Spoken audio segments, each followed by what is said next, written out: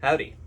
Today I'm going to be talking about my process as an independent filmmaker in 2024. For those who don't know, I've been working professionally as an actor for the last 7 years or so, but I had never written or directed anything myself, only appeared in other people's projects. All that changed earlier this year when I released my first short film, Frontrunners, which we made for a budget of only $8.99. This was my first time ever directing on a film project of any kind, as well as developing a script that I had written, and thanks to the incredible crew that I worked with, we were able to create a really amazing finished product. I'm currently starting production on my next short film, so for any other low-budget filmmakers out there, I thought it would be fun to talk about my process for getting these projects made, break down some of my philosophies on every part of the production process, and just generally share any tips or things that have helped me with these first couple of film projects. Massive disclaimer, I am very new to this process and I don't have much experience doing any of the things that I'm about to talk about except acting, so if you see something in this video that seems atrociously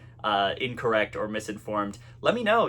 I'm still learning and I'm just making this video so that other folks in similar positions can learn along with me. Every great film project starts with a great script. Now, there's two ways you can get a script. You can write one yourself, or you can develop one that somebody else wrote. There are definitely aspiring screenwriters out there that would love to see their work adapted even at a low budget level, but for the purposes of this video, I'm going to assume that any aspiring directors are also writing their own scripts. Now, in order to write a good screenplay, I definitely recommend reading the screenplays of writers and directors that you admire, really study their work. Look at the way that they describe things like stage direction and character introductions. Look at which descriptors are fleshed out and which ones are intentionally left ambiguous, things like that. Obviously, you need to study narrative storytelling and all that as well, but people have written thousands of books on that subject. I'm not going to get into it here because I'm still learning about it as well. I'll probably still be learning about it for the next 10 years, That's the great thing about this subject, is you can go incredibly deep on it.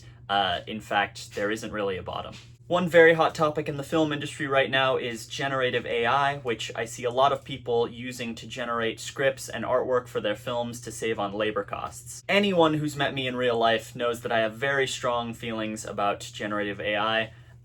Especially its use in the film industry, but I want to keep this overview pretty light and generalized, so I'm not going to get too deep into my feelings on AI right now. Essentially, for any new filmmakers out there, I do not recommend using generative AI for any part of the filmmaking process. Not only is it an inherently plagiaristic service of questionable morality, but even if it created writing and imagery without plagiarizing the work of other artists, if you rely on it, you will never improve as an artist yourself. There are certain parts of the creative process that just shouldn't be streamlined, and if you use generative AI to cut those corners, not only are you robbing other creators whose artwork was non-consensually scraped to create the AI's output, but you're robbing yourself of the chance to improve and learn from the creative process. I could make a whole video about this topic, easily. But like I said, I want to keep things moving, so I'm just going to throw it out there to young filmmakers everywhere. I urge you to resist the allure of generative AI. It will only hurt the film industry in the long run. Once I do have a script, I start meeting with my AD and producers to start revisions. This also includes logically planning how and where each scene of the script is going to be shot and designing a shooting schedule. The shooting schedule can be as simple as an Excel document that's shared with the cast and crew, but it needs to indicate at minimum 4 things. What the shoot days and times are, which cast and crew members need to be there, where it's going to be filmed, and, most importantly, what scene is going to be filmed there. Now, let's talk about casting. There are many ways you can cast your short film once you have a script and a shooting schedule. If you have any actor friends, you can approach them about your project. Most film actors are always looking for more material for their demo reels. I've taken many unpaid jobs myself just because of that. If you don't have any actor friends, you can post public casting calls. There are websites out there where you can sign up and post about your project and it'll put out a call to other actors in the area. I've never used any of those services for any of my projects before, just because I greatly prefer working with people I already know and trust. You can also post a casting call on social media if you're connected to a lot of prospective actors on there. My only piece of advice here is do not announce a film project on social media unless it is absolutely 100% going to get made. There is nothing more embarrassing than announcing a project publicly and then realizing a few weeks later that it ran out of steam and you won't be able to finish it. It's so funny every time Star Wars, for example, announces something and then it gets quietly canceled and they just take down the announcement post and try to gaslight you into thinking it never existed. You'll be like, hey, whatever happened to Rogue Squadron? And they're like, we've never heard of that. And you're like, okay, what about Rangers of the New Republic? And they're like, we never announced that. And you're like, okay, what about Taika Waititi's Star Wars movie? And they're like, he was never gonna do one. Do you realize how insane you sound right now? We're still definitely making the Rian Johnson trilogy, though. Don't worry about that. That one's getting made for sure. Anyway,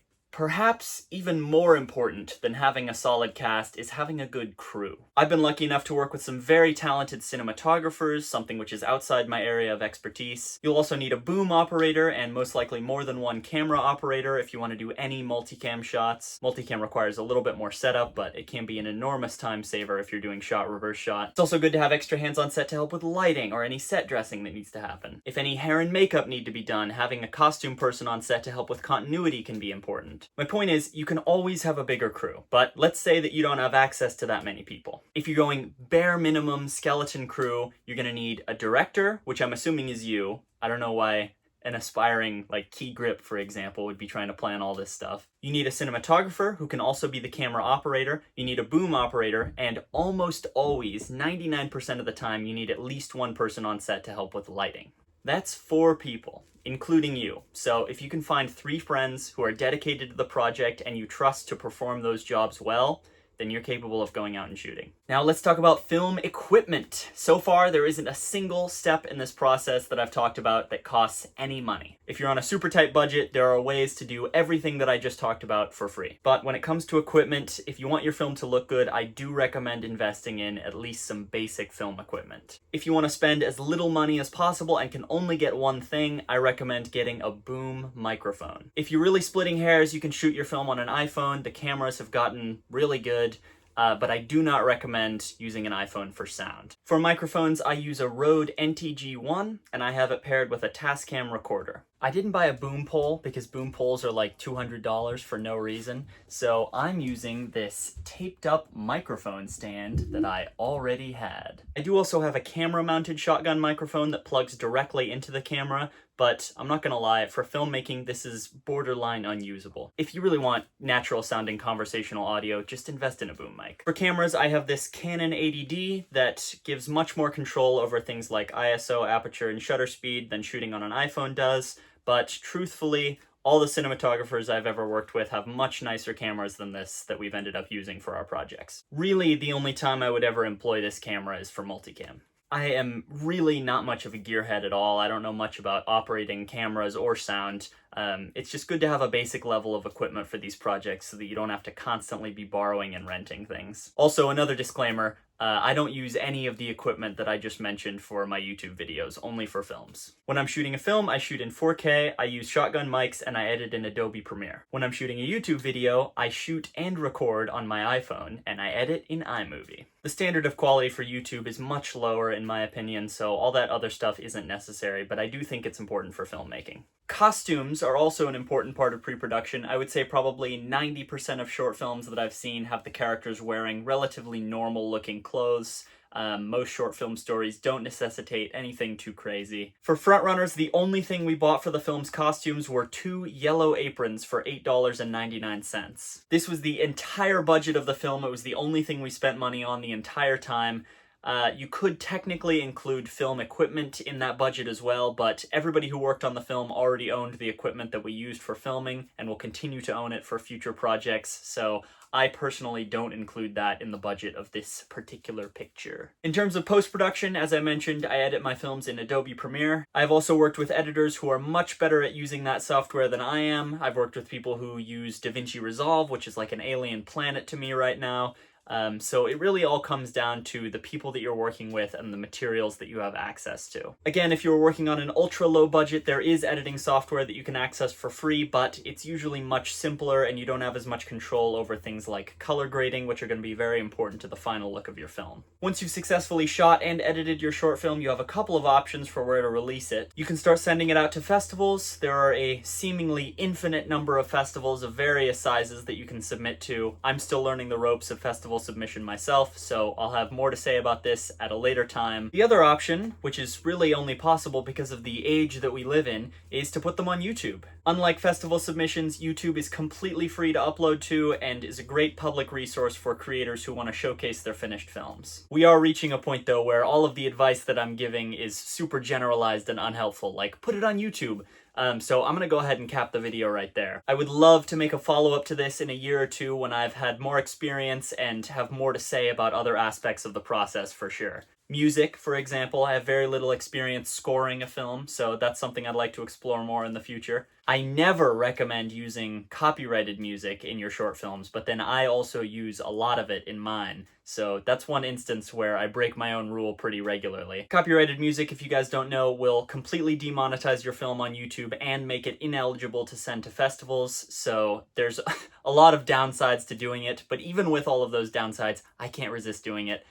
So that's a habit of mine that I would definitely like to try and break, hopefully by learning more about actual film scoring. I didn't talk much about lighting equipment in this video either, something else I'd like to go more in depth on.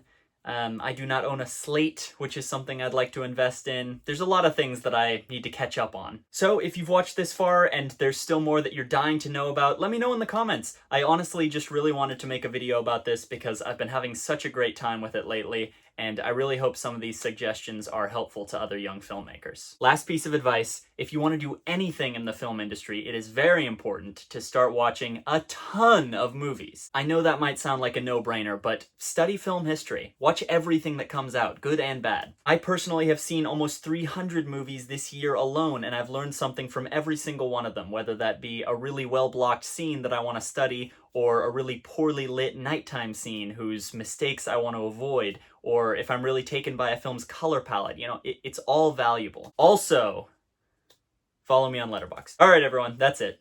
I'll see you in hell.